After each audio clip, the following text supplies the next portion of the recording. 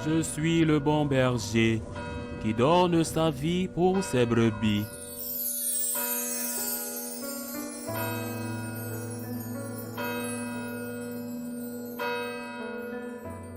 En ce temps-là, Jésus disait à ses disciples, tenez-vous sur vos gardes, de crainte que votre cœur ne s'alourdisse dans les beuveries, l'ivresse et les soucis de la vie, et que ce jour-là ne tombe sur vous à l'improviste comme un filet. Il s'abattra en effet sur tous les habitants de la terre. Restez éveillés et priez en tout temps. Ainsi vous aurez la force d'échapper à tout ce qui doit arriver et de vous tenir debout devant le Fils de l'homme. Acclamons la parole de Dieu. Lorsque notre Seigneur Jésus avertit ses disciples en leur disant « Faites attention que vos cœurs ne s'alourdissent pas par les orgies et l'ivresse », peut-être parce qu'il y en avait parmi eux qui étaient portés à cela, les fêtes et les beuveries. Sinon, il ne les aurait pas avertis. Mais sûrement qu'ils étaient peu nombreux. Il parle des disciples, pas des apôtres. Et je crois que parmi les catholiques, surtout les pratiquants, ceux qui tombent dans ces excès sont aussi peu nombreux. Peut-être suis-je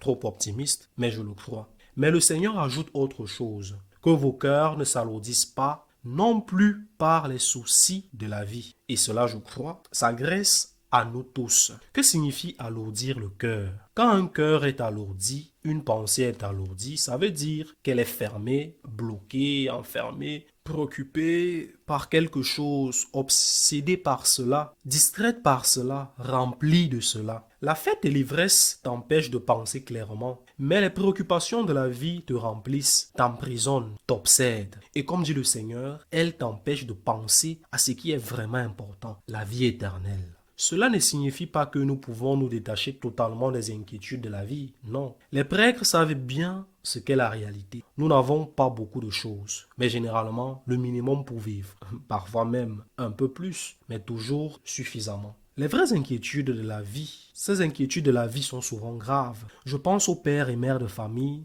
qui n'ont pas assez d'argent pour offrir à leurs enfants une vie digne. À ceux qui n'ont pas de travail, cherchent et ne trouvent pas. Je pense aussi aux inquiétudes terribles de ceux qui vivent dans des pays sous dictature. Par exemple, au Nicaragua, où des prêtres et même des évêques ont été expulsés, j'en ai rencontré certains. Ou en Ukraine, où chaque jour, à tout moment, une bombe peut ôter la vie. Ou dans des pays menacés par l'islamisme, comme le Nigeria, le Cameroun, et tant d'autres, ou encore dans les pays musulmans où la liberté religieuse est très limitée et où une fausse accusation peut te coûter la vie, comme par exemple au Pakistan. Les inquiétudes de la vie sont aussi quand une femme, après une mammographie, entend « Il y a une masse dans votre sang ». Comment pourrait-on ne pas être envahi par la peur lorsque on te diagnostique un cancer? Ces inquiétudes nous frappent et nous ne sommes pas des statues de marbre insensibles. Elles font mal, ces inquiétudes. Mais le Seigneur dit, ne vous laissez pas alourdir,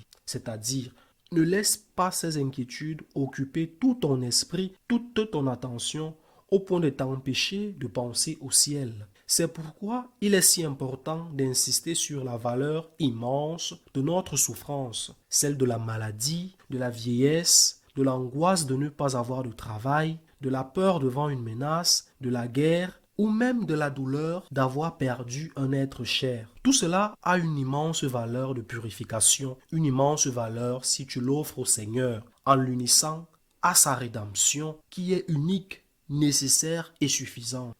Mais il a voulu que nous puissions y coopérer pour une infime part avec notre propre souffrance. Cela brise l'engourdissement, cela rend ton épreuve féconde. Ta souffrance n'est pas inutile. Elle est peut-être ce que tu as de plus précieux. On brise cette obsession qui nous envahit quand nous souffrons en disant à Jésus, « Seigneur, je ne comprends pas, mais je suis uni à toi. Toi qui sur la croix ne comprenais pas non plus. Je ne comprends pas, mais je l'accepte avec toi et pour toi. Pour être uni à toi, je l'accepte Seigneur et je te l'offre. Je t'offre ma souffrance pour ma patrie, pour un enfant éloigné de Dieu, pour une personne malade. Sers-toi de ces inquiétudes pour t'unir davantage au Christ. Sers-toi de ces inquiétudes pour offrir quelque chose pour les autres. Et rappelle-toi une chose essentielle.